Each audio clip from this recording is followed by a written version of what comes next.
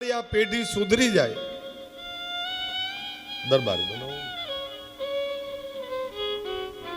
હમારે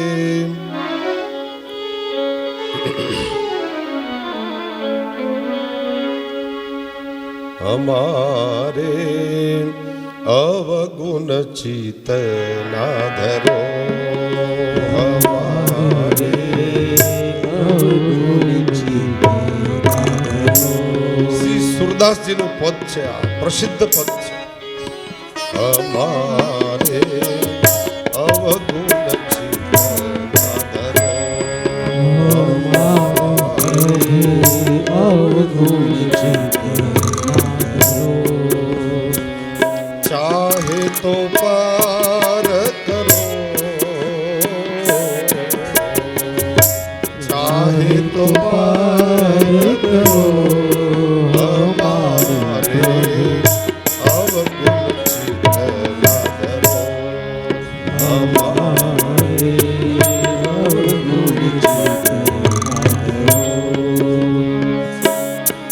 लोहा पूजा में राखत, एक लोहा पूजा में राखत, एक लोहा पूजा में राखत, एक बधिक कर पारस परस, पारस परस उधातु सुहाए, कंचन करत भयो हमारे अवगुण चित्त ना धरो, हमारे अवगुण चित्त ना धरो.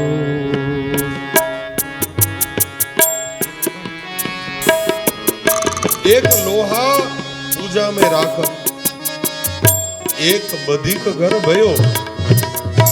લોઢાના બે ટુકડા કરે, એકમાંથી ધૂપેલિયું બને, જે માતાજીના મંદિરમાં જાય ધૂપ થાય, અને એકમાંથી કાતો બને બકરા કાપવા, કોઈનો વધ કરવાનો. લોઢાનો ટુકડો તો એક જ હતો, એક કોઈની હત્યા કરે છે અને એક ધૂપેલિયું બનીને જાય. પણ જ્યારે પારસમણીને અડે તો પારસમણી એવું કે આ હત્યા કરે એટલે એને સોનું નહીં બનાવવું, અને માતાજીના મંદિરમાં ધૂપેલિયું છે એને સોનું કરી દઉં. પારસમણીનો તો સ્વભાવ છે પારસ પરસ ઉધાતુ સુહાયે, પારસ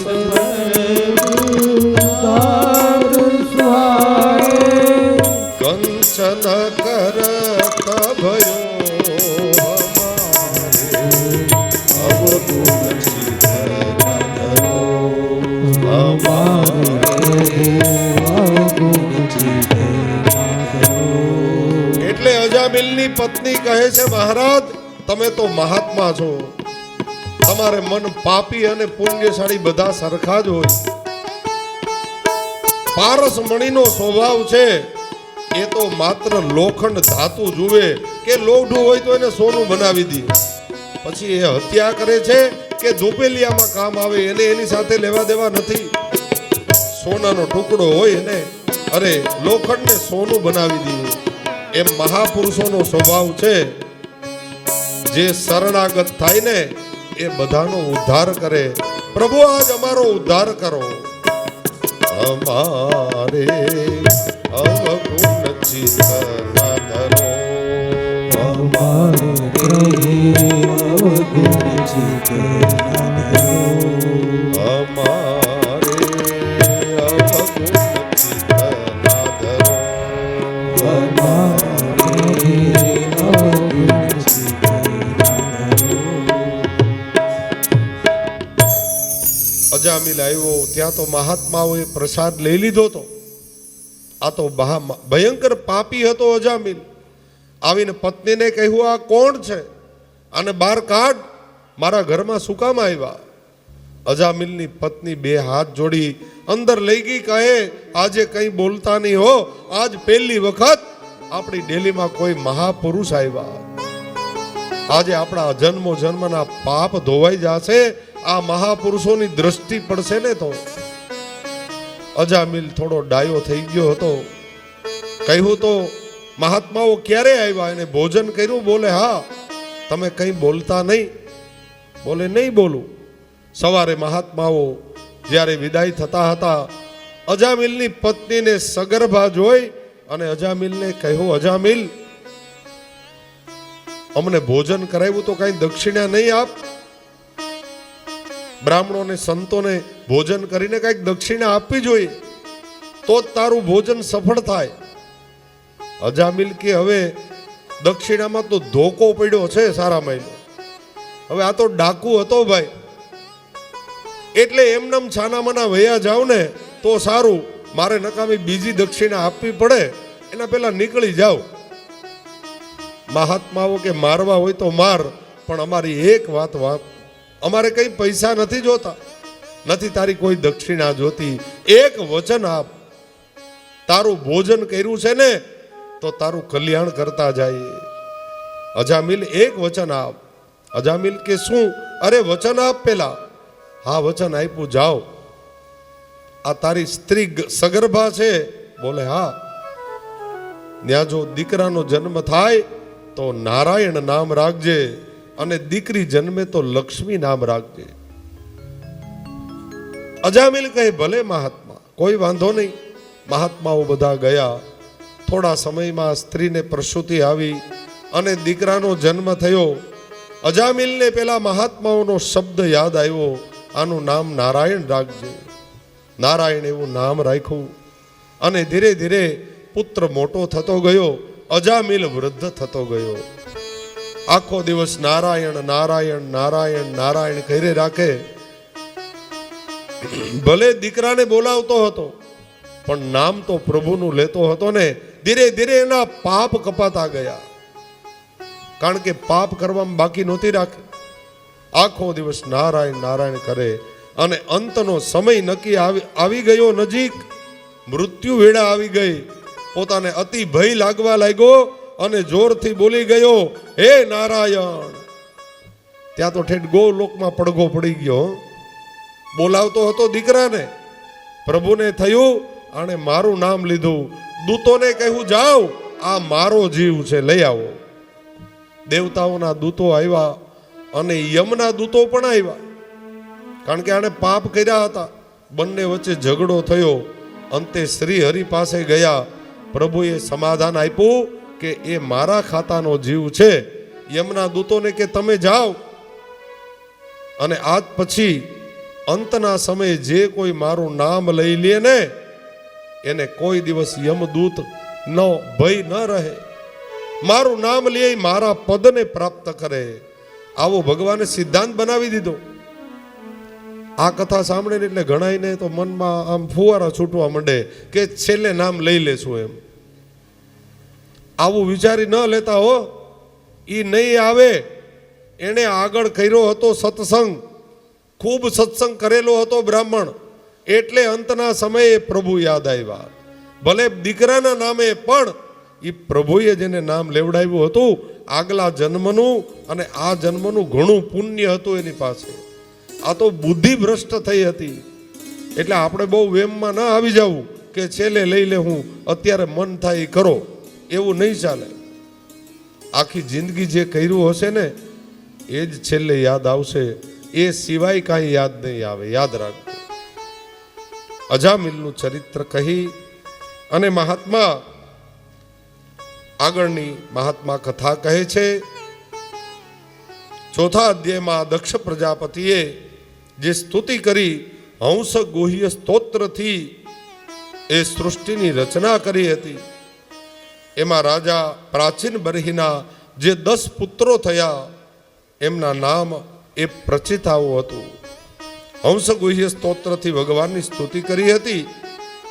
અને આગળ દક્ષે સૌ પ્રથમ જળ સ્થળ આદિની એ રચના કરી જ્યારે પૃથ્વી ઉત્પન્ન થતી હતી. અને ત્યાર પછી દક્ષે ભગવાન ભુવન ભાસ્કર પ્રભુની એ સ્તુતિ કરી. નમઃ પરાય વીતાયા ભૂતયે ગુણત્રાન વિલાય બંધવે અદષ્ટે ધ્યાન મૂર્તે નમો નમઃ. દક્ષા પ્રજાપતિના આ હંસ્ય ગોહસ્તુત્ર બોલ્યા પછી સૃષ્ટિની એને વધારો કરવો હતો, મનુષ્યોથી આખા જગતને ભરવું હતું. એટલે દક્ષ પ્રજાપતિએ તપ કરી અને યોગના બળ વડે 10,000 દીકરા પ્રગટ કર્યા કે આ 10,000 દીકરા લગ્ન કરે અને એનો વંશ વિસ્તાર આગળ ચાલે તો આખી પૃથ્વી એ મનુષ્યોથી ભરાય. આટલા માટે 10,000 દીકરા પ્રગટ કર્યા અને એ 10,000 દીકરાઓ જતા હતા સંસાર માંડવા માટે. પણ વચ્ચે મળ્યા નારદજી. કોણ મળ્યા? નારદજી. નારદજી કે સીધ જાઓ છો બધાય? બોલે અમે તો લગ્ન કરવા માટે જાય. નારદજી કે અહીં આવો, બેસો મારી હારે સત્સંગ કરો. નારદજીએ એવા પાઠ ભણાવ્યા કે 10,000 બધા સંન્યાસી બની ગયા. લગ્નનો વિચાર બેલો પડતો અને વળગી ગયા તપ કરવા. દક્ષ પ્રજાપતિએ વર્ષની રાહ જોઈ, 2 વર્ષ રાહ જોઈ, પૃથ્વીમાં કાંઈ વધારો ન થયો. તપાસ કરી 10,000 દીકરા હતા ક્યાં ગયા? અરે એ તો બધા તપ કરે છે ગંગાના કિનારે. દક્ષ પ્રજાપતિ કે આ બહુ કરી. ફરી પાછા 10,000 પુત્ર પ્રગટ કર્યા. એ બધા સંસાર માંડવા માટે જતા હતા. ફરી નારદજી સામા મળ્યા અને ફરી 10,000 જે દીકરા હતા એને સત્સંગ કરાવ્યો, બધાને સંન્યાસી બનાવી દીધા. દક્ષ પ્રજાપતિને પછી ખબર પડી કે આ ધંધા બધા કોના છે? નારદજીના છે.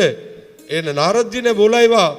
નારદજીને શ્રાપ આપ્યો, જાઓ આજથી હું તમને શ્રાપ આપું છું, તમે કોઈ જગ્યાએ સ્થિર થઈને બેસી નહીં શકો. જાઓ, તમે બેસો તો કોઈને સત્સંગ કરાવો ને, આજથી તમને શ્રાપ આપું છું. અને નારદજી હામાં શ્રાપ આપ્યા હો પાછા. હે દક્ષ પ્રજાપતિ, જા, તારે ઘેરે 60 દીકરીઓ થશે. એક દીકરી હોય એના બાપને નીંદર ન આવે સાહેબ. આ 60 દીકરીઓ થાય તો શું દિશા થાય? 60 દીકરીઓ થશે એવો શ્રાપ આપી દીધો. અને એ વંશની અંદર અદિતિના 12 પુત્ર થયા. એમાં મોટા એ વિવસ્વાન થયા. વિવસ્વાન એટલે સૂર્ય, એ સૌથી મોટા હતા. અને એના વંશની અંદર ત્વષ્ટા નામે રાજા થયા. અને એ ત્વષ્ટા નારાયણ કવચની વિદ્યા જાણતા હતા. એ ત્વષ્ટા નારાયણ કવચ જાણતા હતા. એટલે એ દ્વારા દેવતાઓની સંપત્તિ એને પાછી મળી હતી નારાયણ કવચની વિદ્યા દ્વારા. આગળ જતા ઇન્દ્ર દ્વારા જે દેવતાઓના ગુરુ હતા બૃહસ્પતિ, એ બધા દેવતાઓના ગુરુ છે બૃહસ્પતિ, પણ ઇન્દ્રએ એનું અપમાન કર્યું બૃહસ્પતિનું. એટલે ગુરુ પદેથી એને રાજીનામું આપી દીધું. આજથી હું તારો ગુરુ નહીં, તમે મારા શિષ્ય નહીં. હવે ગુરુ વગરના થયા, હવે ક્યાં જાય? ગુરુ વગર તો રહી શકાય નહીં. એટલે ઇન્દ્ર મહારાજે એને પદભ્રષ્ટ કર્યા. ત્યારબાદ બધા મળી અને ત્વષ્ટાની પાસે ગયા. કારણ કે ત્વષ્ટાને નારાયણ કવચની વિદ્યા આવડતી હતી.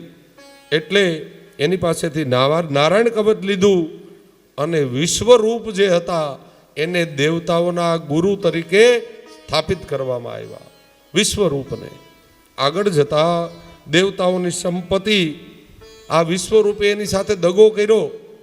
ગુરુ હતા દેવતાઓના અને સંપત્તિ બધી લઈ લઈને દૈત્યોને આપતા હતા. આ દેવતાઓને ખબર પડી ગઈ એટલે ઇન્દ્રને ક્રોધ આપ્યો અને વિશ્વરૂપનું માથું કાપી નાખ્યું. હવે ગુરુની હત્યા કરી. જો પેલા ગુરુ તરીકે સ્થાપ્યા, પછી ગુરુને માર્યા. બ્રાહ્મણની હત્યા કરી એટલે બ્રહ્મ હત્યા લાગી. કેને? ઇન્દ્ર મહારાજને. હવે આ 4 લોકોએ આ બ્રહ્મ હત્યાના ભાગ પાડ્યા અને પોતાના પુત્રનું વેર વાળવા માટે જે ત્વષ્ટા હતા વિશ્વરૂપના પિતા, એણે મોટો યજ્ઞ કર્યો. કેવો યજ્ઞ કર્યો? બ્રાહ્મણોને બોલાવીને કહ્યું કે ઇન્દ્રએ માર્યો છે મારા દીકરા વિશ્વરૂપને, એટલે ઇન્દ્રને મારે એવો દીકરો પ્રગટ કરવો છે. બ્રાહ્મણો કે તો યજ્ઞ કરવો પડે. યજ્ઞ શરૂ થયો, પણ કર્મકાંડમાં ક્યાંય ભૂલ હાલતી નથી. હો, યજ્ઞ કર્મકાંડ એટલા માટે વિદ્વાન બ્રાહ્મણ પાસે કરાવવું. વિદ્વાન એટલે જે ચારિત્રનો અણિશુદ્ધ હોય એવા બ્રાહ્મણ પાસે કર્મકાંડ કરાવવું. સારા બ્રાહ્મણ પાસે, વિદ્વાન બ્રાહ્મણ પાસે કર્મકાંડ કરાવવું, જેથી કરીને કર્મકાંડમાં કોઈ ભૂલ ન આવે. કર્મકાંડમાં ભૂલ ન ચાલે, કારણ કે એ સકામ કર્મ છે, એમાં ગડબડ ગોટો નથી હાલતો. અહીંયા આ બ્રાહ્મણોએ ભૂલ કરી, ઇન્દ્રને મારે એવો દીકરો ઉત્પન્ન કરવો હતો, એના બદલે ભૂલ શું થઈ? ઇન્દ્ર વજ્ર વિવસર્જ સ્વાહા આ શ્લોક બોલવાનો હતો. ઈ ઇન્દ્ર એમાં ઈ છે, ઈ રસ્વ બોલવાનો હતો, એમાં ઇન્દ્ર ઉપર વજન થઈ ગયો. ઇન્દ્ર શત્રુ વિભર્ધસ્વ સ્વાહા એટલે ઈ હતો ને દક્ષિણ થઈ ગયો. બોલવાનો રસ્વ હતો, દીર્ઘ થઈ ગયો. આ ઈ એટલે આખો અર્થનો અનર્થ થઈ ગયો. કર્મકાંડમાં ભૂલ ન ચાલે. આખો શ્લોક બદલી ગયો અને ઇન્દ્રથી મરે એવો દીકરો પ્રગટ થઈ ગયો. આ કોણ હતો? વત્રાસુર પ્રગટ થયો. હો, ભયંકર રાક્ષસ. અને એ રાક્ષસ ઇન્દ્રની સાથે એ યુદ્ધ કરવા માટે આવે છે. આ કથા આપણે 10 મિનિટ પછી કહીએ, કારણ કે લાંબી કથા છે. આપણે ઇન્ટરવેલ જે કાંઈ 10 મિનિટનો હોય, ઇન્ટરવેલ પછી આપણે વત્રાસુરની કથા કહીએ. બહુ સુંદર કથા છે, પછી વચ્ચે રોકવી નહીં ગમે, એટલા માટે 10 મિનિટ ઇન્ટરવેલ. આ બધા ચા પાણી જલ જે કાંઈ લેવાનું હોય લઈ લ્યો. બેનો એકાદું ધોળ કીર્તન બોલી લ્યો, અને જે કોઈ ભગવદી હોય એ દંડવત કરવા હોય પ્રભુને, એ દંડવત કરી જાય. શ્રી વલ્લભાધીશ કી ભાસ નિમિત બંધવે અદ્રષ્ટ ધામને ગુણતત્વ બુદ્ધિ નિવૃત્તમાનાય દધે સ્વયંભુવે. શ્રી સુખદેવજી મહારાજ પરીક્ષિતજીને 6ઠા સ્કંદની કથા કહે છે. અહીંયા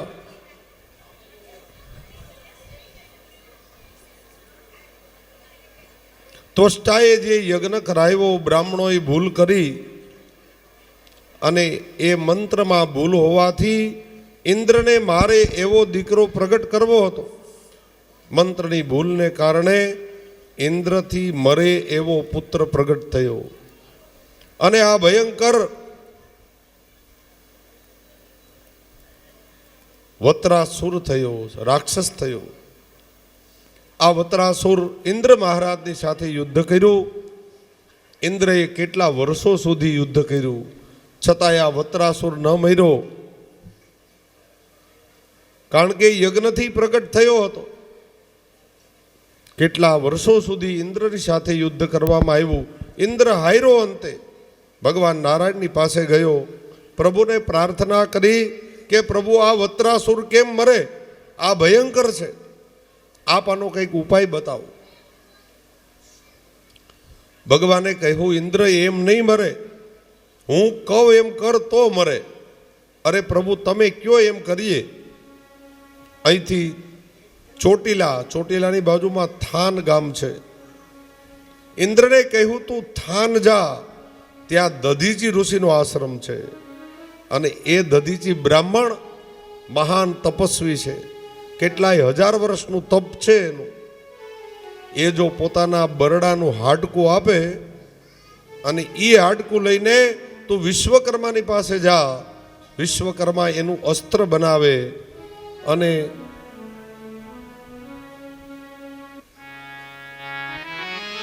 એ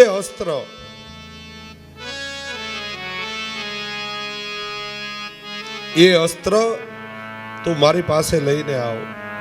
એમાં હું મારી વૈષ્ણવી વિદ્યા મૂકું, અને પછી તું ઇન્દ્ર વત્રાસુરને મારને તો એ મરશે. ઇન્દ્ર મહારાજ આવ્યા છે થાન દધીચી ઋષિના આશ્રમમાં. દધીચી ઋષિને મળીને કહ્યું, મહારાજ આ વત્રાસુરને મારવો છે. હવે કોઈ પોતાના બરડાનું હાડકું આપે ભાઈ? ઇન્દ્ર કહે મહારાજ તમારા બરડાનું હાડકું જોઈએ. પણ આ દધીચી બ્રાહ્મણ છે હો. બ્રાહ્મણોએ જો આવા દેહના દાન આપ્યા છે સમાજ માટે, જગત માટે, એટલે એ પૂજનીય છે. કહ્યું ઇન્દ્ર મહારાજ મધ મગાવો અને ગાયને મગાવો. મધના મોટા ટોપ ભરાવ્યા. ખુલ્લા વાસાએ દધીચી બેઠા.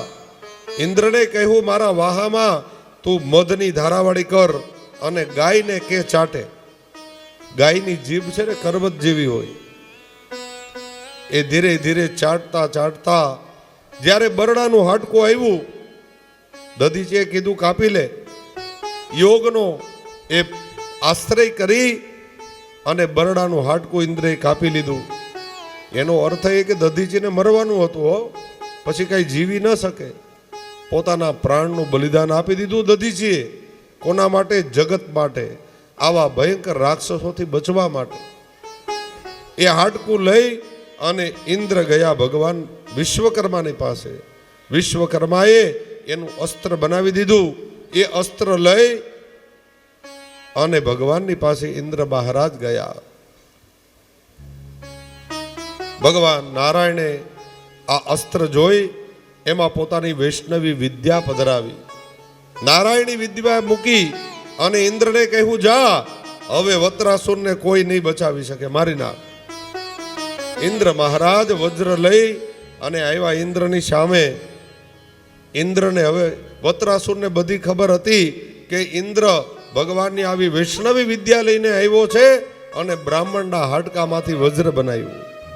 હવે મને કોઈ ન બચાવી શકે. એટલે વત્રાસુરે કહ્યું ઇન્દ્ર ઉભો રે, પછી યુદ્ધ કરીએ. પેલા હું મારા ભગવાનને યાદ કરી લઉં. હવે વત્રાસુર તો ભયંકર રાક્ષસ હતો, છતાં એને ભગવાન યાદ આવ્યા જો. અને 4 શ્લોકમાં એમણે ભગવાનની સ્તુતિ કરી છે. સુંદર શ્લોક છે ચારેય. અહમ ભરે તવ પાદે કમૂલ દાસાનો દાસો ભવિતાસ્મિ ભૂય સ્મરે તામ સુપતેર ગુણાસ્તે ઋણીતવા કર્મ કરોતુ કાય હરે તવ પાદે કમૂલ દાસાનો દાસો ભવિતાસ્મિ. પેલા શ્લોકમાં વત્રાસુરે શું કહ્યું? અહમ હરે તવ પાદૈક મૂલ દાસાનુ દાસો ભવિતાસ્મિ ભૂય. હે પ્રભુ, આપ મારા ઉપર એટલી કૃપા કરજો કે મને ગમે ત્યાં જન્મ પ્રાપ્ત થાય, બીજો જન્મ મને ગમે ત્યાં મળે. આ જન્મમાં તો હું રાક્ષસ છું, પણ હવે જન્મમાં એવી કૃપા કરો કે મને સતત તમારું સ્મરણ રહે, હું તમને ભૂલી ન જાઉં. અહમ ભરે તવ પાદેક મૂલ દાસાનુ દાસો ભવિતાસ્મિ ભૂય. કદાચ હું વૈષ્ણવ ન બની શકું, કદાચ એટલી મારી લાયકાત ન હોય, કદાચ તમારો દાસ ન બની શકું, તો હે પ્રભુ એટલી કૃપા કરજો હું તમારા દાસનો દાસ બનું. કોઈ ભગવદીય વૈષ્ણવને ઘેરે ભગવદીઓ તો એમ કે કદાચ મનુષ્ય દેહ ન મળે ને તો હે પ્રભુ કોઈ વૈષ્ણવના ઘરનો કૂતરો અમને બનાવજો કે ક્યારેક અમને પ્રભુનો પ્રસાદ મળશે. આ છે ભગવદીઓની કામના. ક્યારેક તો પ્રસાદ મળશે ને પ્રભુનો, તોય અમારું જીવન ધન્ય બની જશે. કદાચ વૈષ્ણવ બનવા માટે અધિકારી ન પણ હોઈએ તો. અહમ હરે તવ પાદેક મૂલ દાસાનુ દાસો ભવિતાસ્મિ ભૂય. તમારા દાસ બનવા માટે કદાચ લાયકાત ન હોય તો તમારા દાસનો પણ દાસ બનાવજો. બીજા શ્લોકમાં શરણાગતિની માગણી કરી. ન નાક પૃષ્ઠં ન ચપારમેષ્ટ્યમ ન સર્વભૌમં દર્શાધિપત્યમ ન યોગ સિદ્ધિ ન પુનર્ભવ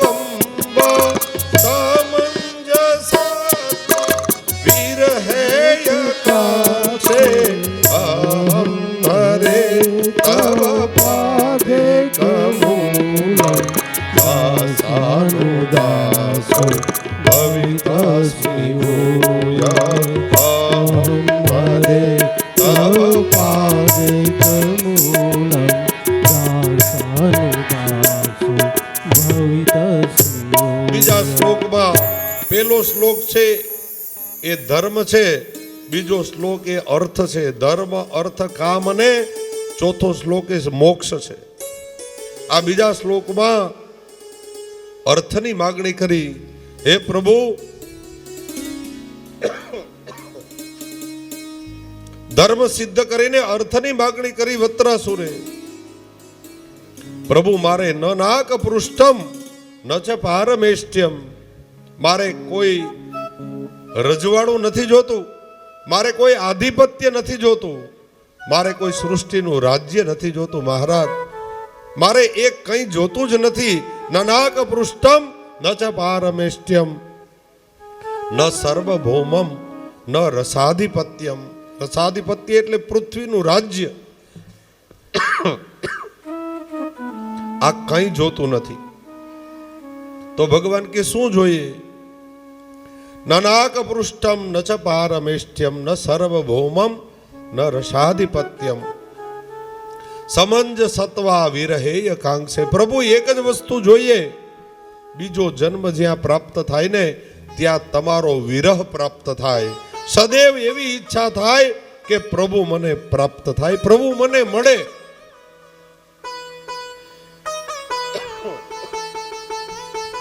આના સિવાય કાંઈ જોતું નથી. નથી રાજ જોતું, નથી પાટ જોતું, નથી સંપત્તિ જોતી, નથી કોઈ રાજ્ય જોતું, નથી કોઈ પદ કે પ્રતિષ્ઠા જોતી. બસ તમારું સ્મરણ મળે ને એટલે હું માનીશ કે મને બધું પ્રાપ્ત થયું. પ્રભુ, નિત્ય તમારામાં મારો પ્રેમ રહે બસ. અને એ પ્રેમ પણ કેવો? એ ત્રીજા શ્લોકમાં ધર્મ, અર્થ અને કામ. હવે કામ કેવો છે વત્રાસુરનો એ આ ત્રીજા શ્લોકમાં લખ્યું. પ્રિયમ પ્રિયેવાવ્યુષિતં વિષોણા મનોરવિંદા ક્ષતિ દ્રક્ષતે ત્વાં. પ્રિયમ પ્રિયેવા મનોરવિંદા ક્ષતિ દ્રક્ષતે ત્વાં. સુધા તૃષાર્તા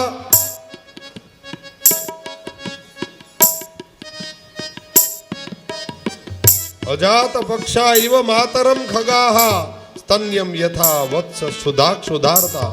પ્રિયમ પ્રિયેવા વિષિતમ વિષૌણા મનોરવિંદા ક્ષતિ દ્રક્ષતે ત્વાં. હે પ્રભુ, બીજા જન્મમાં મને કેવો વિરહ, કેવો પ્રેમ મળે, તમારા ચરણારવિંદમાં કેવો સ્નેહ જાગૃત થાય.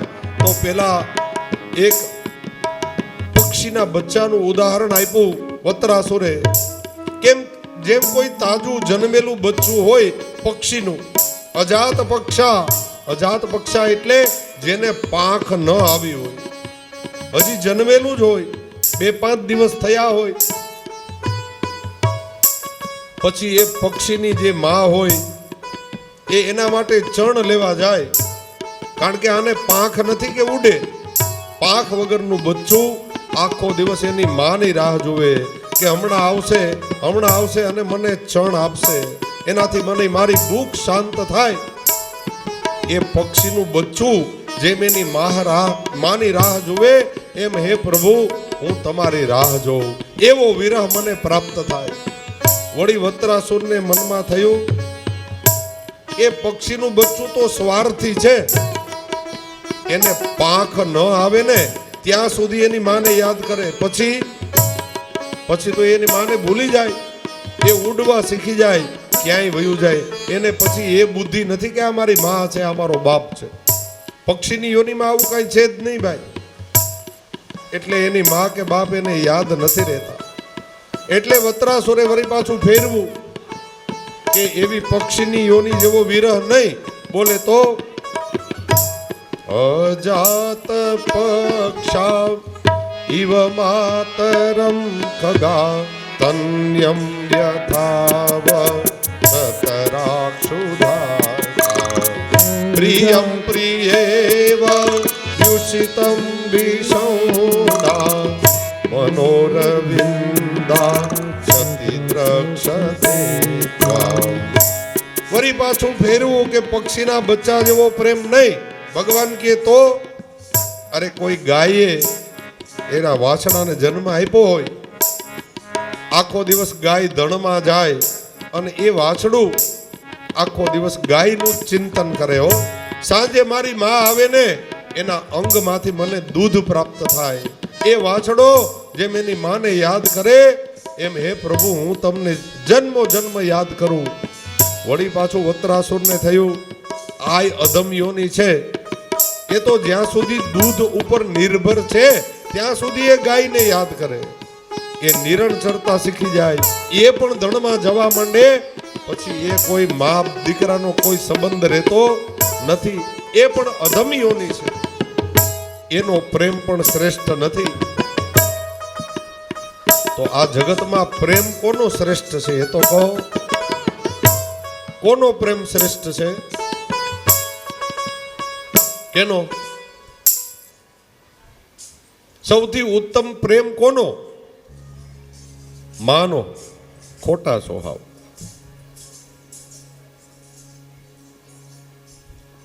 માનો પ્રેમ ખરો, એમાં ના નહીં, પણ અહીંયા જે પ્રેમની વાત ચાલે છે એ ઉત્કટ પ્રેમની વાત ચાલે છે. ઉત્કટ પ્રેમ કોનો શ્રેષ્ઠ છે? જે પતિવ્રતા સ્ત્રી છે ને એનો પતિ વિદેશ ગયો હોય અને એની પત્ની છે એ પતિવ્રતા હોય, એ વિદેશ ગયો હોય ને એના બીજા દિવસથી જ એ તારીખ જોવા માંડે કે કેટલા વર્ષે આ પાછો આવવાનો, આજ આવશે આજ આવશે આજ આવશે. એ પતિવ્રતા સ્ત્રી પોતાના પતિની જેમ રાહ જોવે.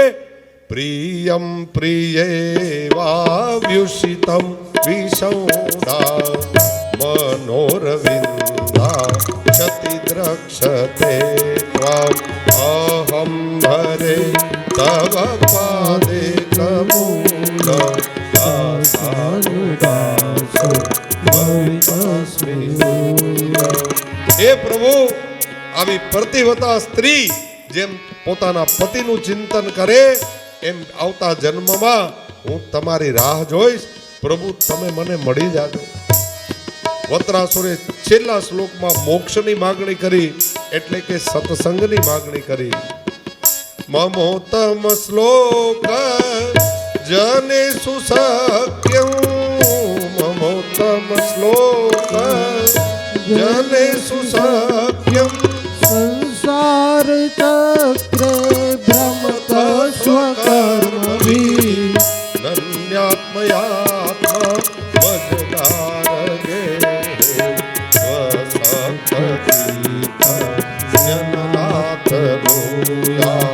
અહં હરે તવ પાદે કમૂલ દાસાનુદાસો ભવિતા.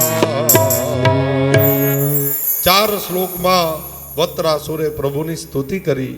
ચાર શ્લોકમાં ધર્મ, અર્થ, કામ અને મોક્ષ ચારેય પદાર્થ માગી લીધા.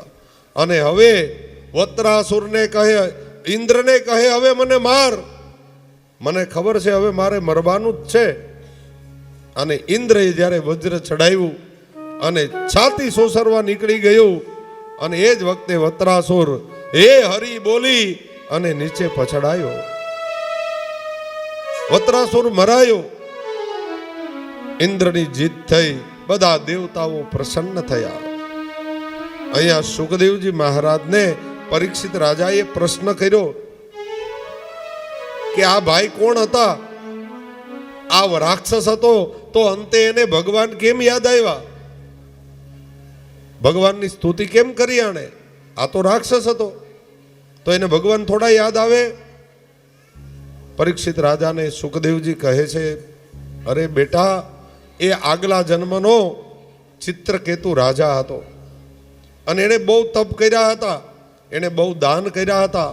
એ ચિત્રકેતુ રાજા એને 100 રાણી હતી. કેટલી હતી? 100 મહારાણીઓ હતા, પણ એકેયને પુત્ર નહોતો.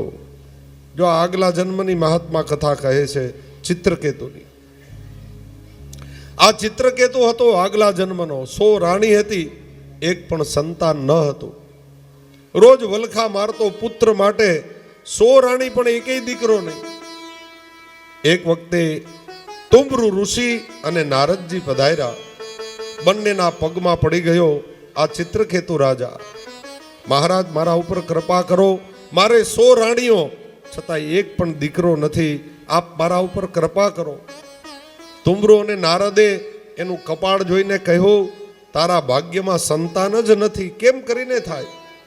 તું ગમે તે કરીશ રાજા, એક પણ સંતાન તારે નહીં થાય. રાજાએ માથા પછાડ્યા, મહારાજ, મારો વંશ વારસ તો કોક હોવો જોઈએ ને. આપ ગમે તે કરો, કૃપા કરીને એક સંતાન થાય એવી કૃપા કરો. તુંબરુ ઋષિ અને નારદજી બંને એક મત થઈને કહ્યું, રાજા, એક શરતે પુત્ર થાય એવું વરદાન આપીએ. બોલો મહારાજ, ગમે તે શરત મને મંજૂર છે. તારે એક દીકરો થશે, પણ તને હર્ષ અને શોક બંને સાથે આપે એવો. રાજાને કઈ સમજાયું નહીં, હાએ આ કરી દીધી, કારણ કે મોહ હતો પુત્રનો. એટલે કે ભલે હર્ષ અને શોક ને જે આવવું હોય આવે, પણ પુત્ર થવો જોઈએ. તુંબરુ ઋષિ ને નારદજી ગયા. સૌથી મોટા મહારાણી હતા, એનું નામ હતું કૃતદ્યુતિ. સૌથી મોટા મહારાણીને સારા દિવસો રહ્યા. 10 મહિને દીકરાનો જન્મ થયો. હવે આ ચિત્રકેતુને તો આનંદ થાય ને ભાઈ, આટલી ઉત્તરાવસ્થાએ દીકરાનો જન્મ થયો. સાકર વેચીને, પેડા વેચાન, નગારા પીટા, થાળીઓ વગાડી. આખા નગરમાં આનંદ આનંદ થઈ ગયો. બધી પ્રજાને શાંતિ થઈ ગઈ કે આપણો ઉત્તરાધિકારી રાજા આપણને મળી ગયો. બધાને આનંદ આવ્યો. પણ કૃતદ્યુતિ મોટા મહારાણી સિવાય 99 જે રાણીઓ હતી ને, એના પેટમાં તેલ રેડાણું. શું થયું? તેલ રેડાણું. બધી મહારાણીઓ ભેગી થઈ અને ચર્ચા કરી કે આને દીકરો થયો એટલે આપણે હવે શું કરવાનું? આપણે કૃતદ્યુતિની દાસી થઈને રહેવાનું. કારણ કે આપણે તો દીકરા છે નહીં, એ દીકરાવાળી એટલે એનું માન વધશે, એ મહારાણી થશે, આપણે બધી એની દાસીઓ થઈને રહેવાનું. બધીએ નક્કી કર્યું કે આ સુખ આપણે રહેવા દેવું નથી. રાજા ખૂબ રાજી થયો હતો અને એક રાત્રિએ બધી રાણીઓ ભેગી થઈ. પેલું બાળક પારણામાં સૂતું હતું, ત્યાં જઈ હળાહળ ઝેર હતું એ પીવડાવી દીધું. અને સવાર થયું, ત્યાં પેલું બાળક ન રડે ન હસે, એકદમ દિગ્મૂઢ થઈ ગયું. અને કૃતદ્યુતિએ જ્યાં જોયું, પેલું બાળક લીલું કાચ થઈ ગયું હતું. કૃતદ્યુતિ આજ હૈયા ફાટ રુદન કરે છે. આટલા વર્ષે મને દીકરાનું મોઢું જોયું અને આટલા દિવસમાં આ વિદાય થયો, અને શું થયું હશે? એકદમ રાજા દોડતા આવ્યા. કૃતદ્યુતિ માથા પછાડીને રડે છે. કહે, શું થયું? અરે આ બાળક જો લીલું કાચ બની ગયું. રાજાએ જોયું બાળકનું મરણ થયું છે. રાજાએ પણ માથા પછાડ્યા. બંને રડે છે. બધી રાણીઓ આવી અને ખોટે ખોટું રડે છે. એને તો પીવડાવ્યું હતું, પણ દેખાવ કરે છે કે પકડાઈ ન જાય, એ પણ રડે છે. એટલામાં તુંબરુ ઋષિ અને નારદજી પાછા પધાર્યા. ચિત્રકેતુ રાજાએ કહ્યું, અરે મહર્ષિ, આ દીકરો તો થયો, પણ આવો થોડો દીકરો હોય? નારદજીએ કીધું, રાજા, તને અમે કહ્યું જ હતું કે તારા ભાગ્યમાં દીકરો છે જ નહીં. પરાયણે દીકરા માનતાઓના હોય ને પછી આવા જ હોય હો. એ તો પ્રભુની કૃપા હોય તો પ્રાપ્ત થાય ભાઈ. સંતાનો થવા ન થવા એ ભગવાનની ઈચ્છાની વાત છે. પણ માનતાઓના હોય ને પછી આવા થોડાક તકલીફ વાળા તો થાય. નારદજીએ કહ્યું, ઋષિ, આ બાળક તારા ભાગ્યનું નહોતું. મેં તને કહ્યું જ હતું તને હર્ષ અને શોક બંને આપશે, તો તને પેલા હર્ષ આપ્યો ને હવે શોક મનાવી લે, બીજું શું? મહારાજ, એમ નહીં, મારા બાળકને તમે સજીવન કરો. નારદજી કે હવે એમાં બહુ માલ નથી સજીવન કરવામાં, તું આ હઠ મૂકી દે. બોલે, નહીં, મારા બાળકને તમે સજીવન કરો, ગમે તે થાય. નારદજી કે કરવો જ છે સજીવન? બોલે, હા કરો. હાથમાં જડ લીધું, મંત્ર બોલી અને જ્યાં છટકાવ કર્યો એ જ વખતે બાળક ઊભું થયું અને ખડખડાટ હાસ્ય કરે છે. ભયંકર હાસ્ય છે, અટ્ટહાસ્ય કરે છે. રાજાની સામે જોઈ અને કહે, મૂર્ખ, એ ચિત્રકેતુ, તું ક્યારનો મને દીકરો દીકરો કરે છે? કોણ કેનો દીકરો ને કોણ કેનો બાપ? આગલા કેટલાય જન્મમાં હું તારો બાપ હતો અને તું મારો દીકરો હતો.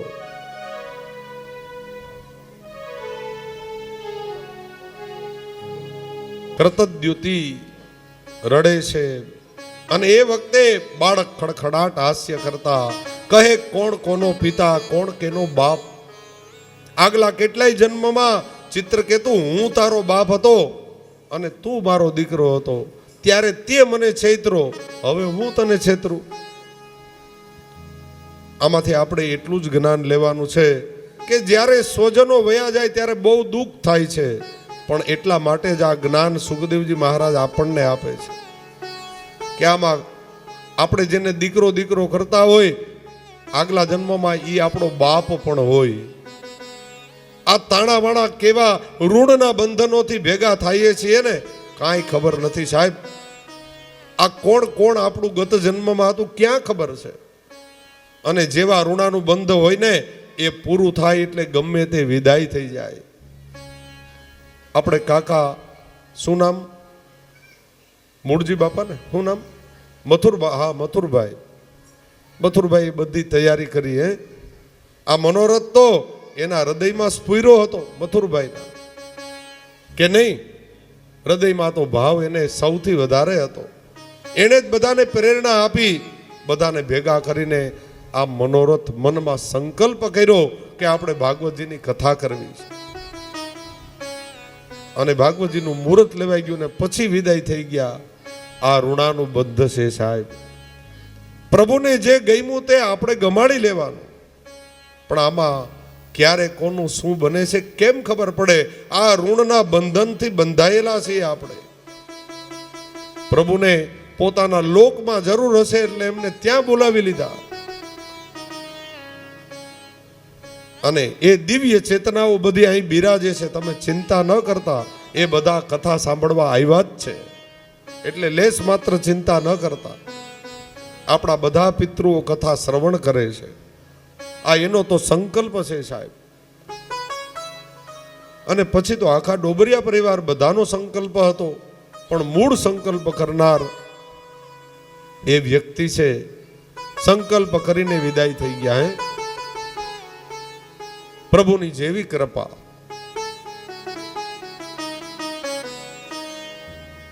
એમની હાજરી હોત તો કઈક વિશેષ આનંદ હોત, પણ કોણ જાણી શકે ભાઈ?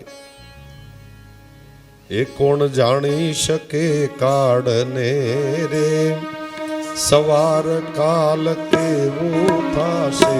કોણ જાણી શકે કાળને રે, સવાર કાલ કેવું થશે? એ કોણ જાણી શકે કાલને રે, સવાર કાલ કેવું થાશે? કોણ જાણી શકે કાળને રે, સવાર કાલ કેવું થશે? આ કાયામાંથી હંસલો રે, ઓ ચિંતાનો ઉડી જશે. એ આ કાયામાંથી હંસલો રે, ઓ ચિંતાનો ઉડી જશે. કોણ જાણી શકે કાળને રે, સવાર કાલ કેવું થશે? કોણ જાણી શકે કાલને રે, સવાર કાલ કેવું થાશે?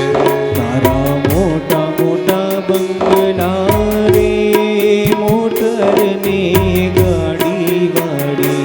એ તારા મોટા મોટા બંગલા રે, મોટર ને ગાડી વાળી.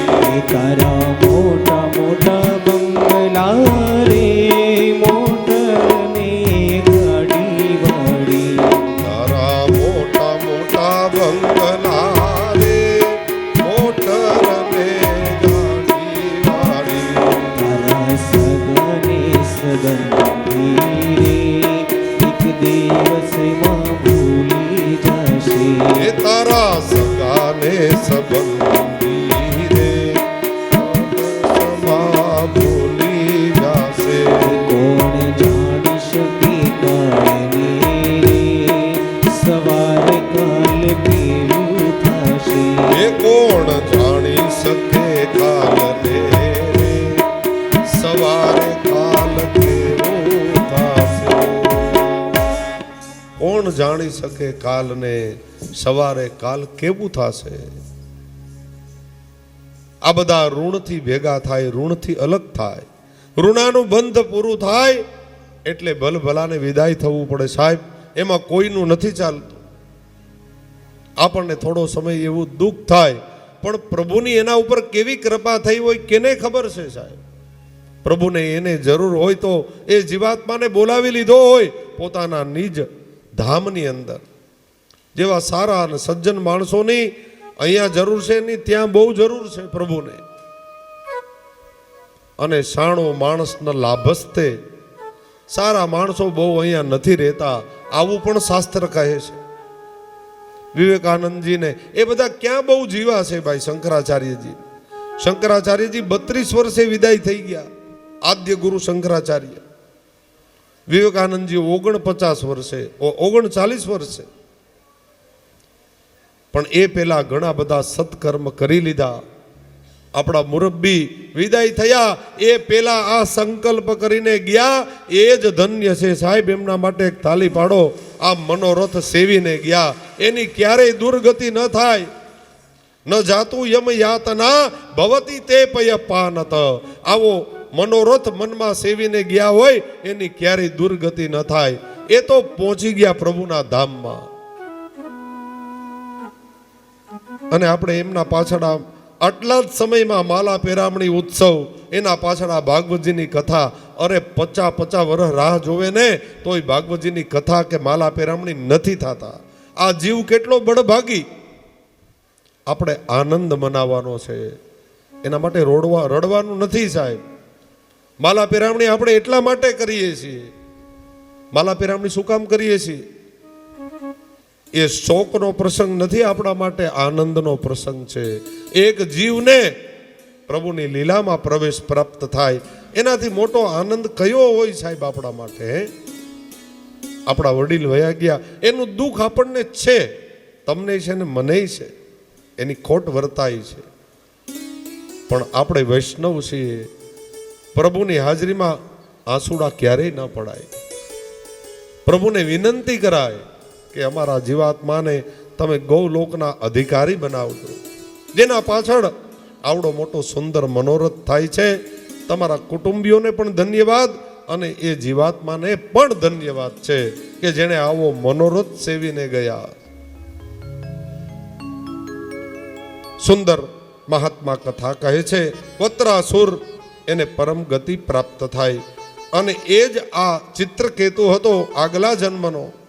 પુત્ર સ્નેહમાં ડૂબ્યો ને એટલે આ વત્રાસુર આસુરી વૃત્તિ બની ગઈ એની. યા મતિ સા ગતિ. મહાત્મા 6ઠા સ્કંદને પૂર્ણ કરી અને હવે 7મ સ્કંદમાં પ્રવેશ કરે છે. એ છે ઉતિ લીલા છે. અને એને વાસના પ્રકરણ કહ્યું છે આપ શ્રી મહાપ્રભુજી. આ વાસના પ્રકરણ છે. આમાં 3 પ્રકારની વાસના છે: સદવાસના, અસદવાસના અને મિશ્ર વાસના. હિરણ્યકશિપુની કથા છે આમાં. હિરણ્યકશિપુ એ અસદ વાસનાનું પ્રતીક છે. પ્રહલાદજી એ સદવાસનાનું પ્રતીક અને કયાધુ એની પત્ની એ મિશ્ર વાસનાનું પ્રતીક. અહીંયા સદવાસના, અસદવાસના અને મિશ્ર વાસના 3 પ્રકારની વાસનાઓ છે.